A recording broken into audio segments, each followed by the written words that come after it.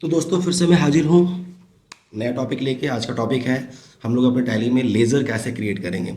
Laser create करने के लिए बहुत आसान है। सबसे पहले हम लोग अपना टैली ओपन करते हैं। ये हमारी टैली ओपन है, ठीक है। हमारी कंपनी भी खुली हुई है। चलिए क्रिएट करते हैं लेज़र। लेज़र क्रिएट करने के लिए सबसे पहले आप यहाँ पे ये देखिए कि हम अभी किस जगह पर हैं। अभी हम हैं गेटवे ऑफ टैली में, ठीक है। और इसके अंदर सबसे पहला ऑप्शन है मास्टर्स। मास्टर्स में आप देख रहे हैं क्रिएट। एक बार मैं आपको क्रिएट पे ले चलता हूँ। और इस क्रिएट के अंदर देखिए इसको डिवाइड किया गया है 3 पार्ट में, that is accounting masters, inventory masters and statutory details. इसमें अकाउंटिंग मास्टर में ग्रुप्स है, लेजर्स है, करेंसी है, वॉच टाइप है। हम लोग को आज जानना है लेजर्स के बारे में। लेजर्स होता क्या है, पहले मैं कुछ दिखाता हूँ आपको। यहाँ से बाहर आते हैं, एक बार अपन ऑल्टर पे जाते हैं और इस ऑल्टर पे एक बार एन करते हैं हम लोग लेजर पर। तो यहाँ पे देखिए आपके सामने 2 लेजर पहले से बने हुए हैं, that is cash and profit and loss.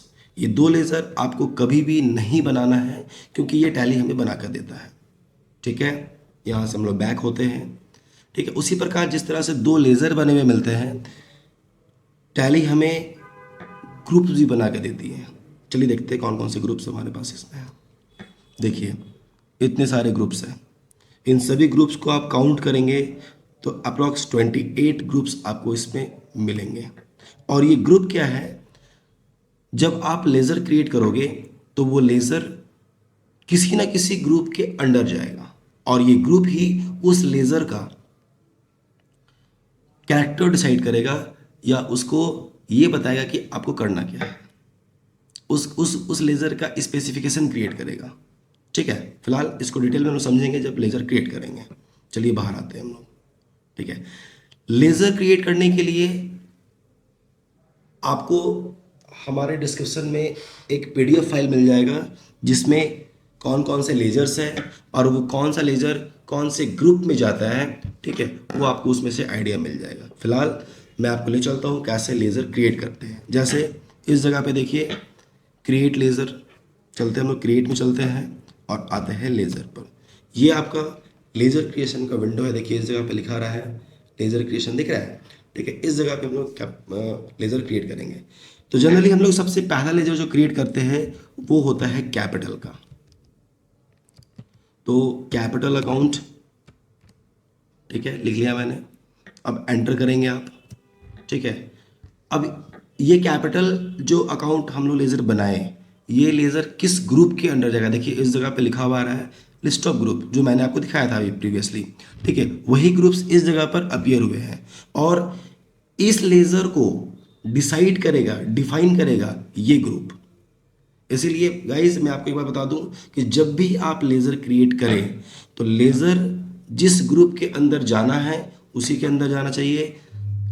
Laser का ग्रुप गलत नहीं होना चाहिए। यदि ग्रुप गलत होगा तो आप जो ट्रांजैक्शंस रिकॉर्ड करेंगे, जो आप इसमें जनरल एंट्रीज करेंगे, उसका फिर रिपोर्ट सही नहीं आएगा आपके पास। और यदि रिपोर्ट सही नहीं आएगा तो फिर एंट्री करने का या रिकॉर्डिंग करने का कोई फ़ायदा नहीं है।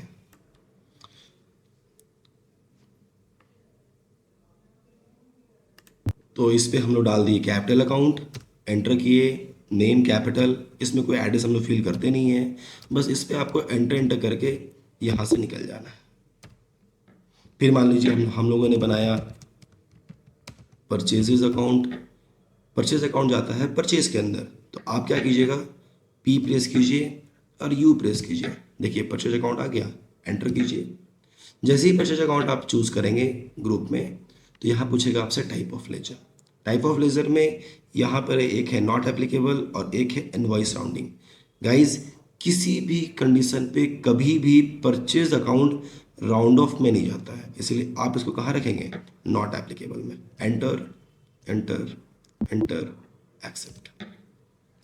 फिर हम लोगों ने बनाया सेल्स अकाउंट। सेल्स अकाउंट जाता है सेल्स के अंदर, एस ए प्रेस कीजिए, सेल्स एक्टिव हो गया, चूज कीजिए। सेम इसमें भी नॉट एप्लीकेबल, एंटर एक्सेप्ट, ठीक है। फिर मान लीजिए हम लोग बनाए एक पार्टी अकाउंट, जिस पार्टी से हम लोग माल परचेज करेंगे। तो मान लीजिए एक पार्टी है Mr Rajeev, not Mr, sorry, it would be Mrs Rajeev enterprises. ठीक है, अब मेरी बात को ध्यान से सुनिएगा, ये बहुत इंपॉर्टेंट है। जब किसी पार्टी का अकाउंट हम लोग क्रिएट करते हैं और यदि उस पार्टी से हम लोग गुड्स परचेज करने वाले हैं, तो गाइज वो पार्टी ऑलवेज सन्ड्री क्रेडिटर्स के अंदर जाएगा। क्योंकि जब हम लोग सन्ड्री क्रेडिटर्स के अंदर उसको डालेंगे तो देखिए इसके नीचे कुछ दिखाएगा आपको, यहाँ पे देखिए करेंट लायबिलिटीज दिखा रहा है। इट मीन्स डैट कि जब हम लोग इस राजीव एंटरप्राइजेस से गुड्स परचेज करेंगे ना, तो कहीं ना कहीं हमें उसे पैसा देना है, और पैसा देना है इसका मतलब क्या हुआ, लायबिलिटी है, लायबिलिटी इंक्रीज हो रहा है। इसीलिए जब भी आप उस पार्टी का अकाउंट बनाएं जिससे हम लोग गुड्स परचेज करेंगे, वो ऑलवेज सन्ड्री क्रेडिटर्स के अंदर जाएगा। इसको एकदम अपने कॉपी में नोट डाउन कर लीजिए।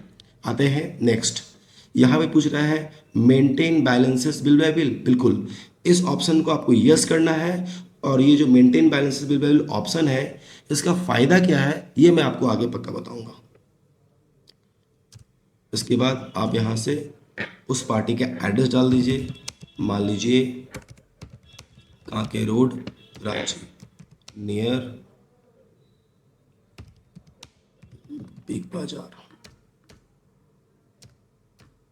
इस तरह से आप उस पार्टी का एड्रेस बना लेजर कंप्लीट कर चुके हैं।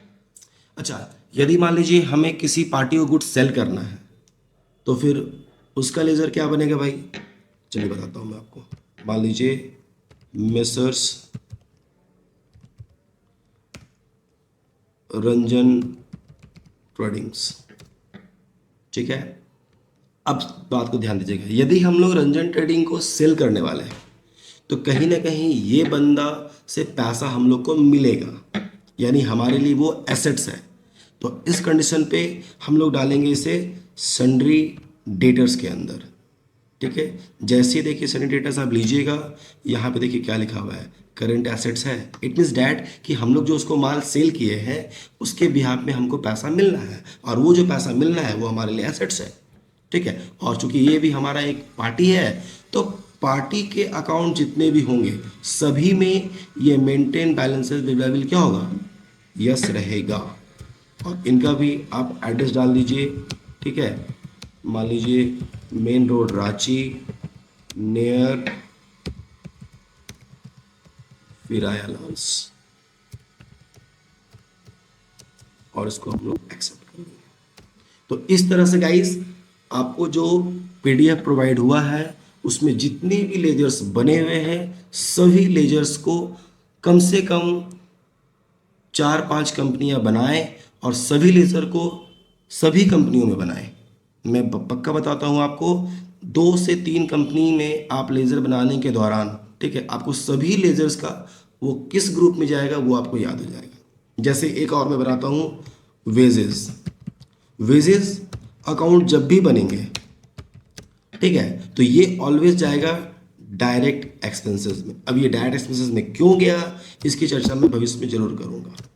ठीक है, मान लीजिए हम लोग अपने स्टाफ को सैलरी देंगे तो सैलरी अकाउंट बनाएंगे, सैलरी होता है इनडायरेक्ट एक्सपेंसेस। अब ये इनडायरेक्ट में क्यों गया इसकी चर्चा भी मैं आपसे भविष्य में अवश्य करूंगा। ठीक है, हम लोग मान लीजिए अपने शॉप का रेंट देते हैं तो एक रेंट अकाउंट बन जाएगा, और ये रेंट भी हमारा जाएगा इनडायरेक्ट एक्सपेंसेस में। क्लियर है? ओके, तो आज का सेशन हम लोग यहीं पे कंप्लीट करते हैं। थैंक यू सो मच, मिलते हैं नेक्स्ट क्लास में।